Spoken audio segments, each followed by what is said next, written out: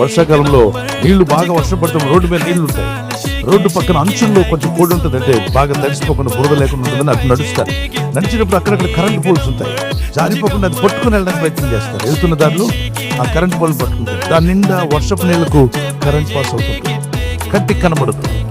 పట్టుకున్న వ్యక్తి పట్టుకున్నట్టుగానే కదలకుండా ఇరుచుకొని ప్రాణం పోగొట్టుకున్న ఎంతో రోడ్ల మీద ప్రాణాలు పోయి, డ్యూటీకి వెళ్తూ, ఉద్యోగానికి వెళ్తూ, ఆఫీస్కి వెళ్తూ, జస్ట్ నడుస్తూ నీళ్ళలో దిక్కకూడదు కదా అని వెళ్ళి స్తంభాన్ని పట్టుకొని ప్రాణాలు తీసేసి, ఆమె దాడుతున్నప్పుడు పోల్ కనిపిస్తే జస్ట్ చేయి వేసిందంటే ఆయుష్ని తీసేసి, నిండు ఆయుష్ని నాశనం చేసేసి, తన ప్రాణం పోతుందని తను ఊహించుకోవడం.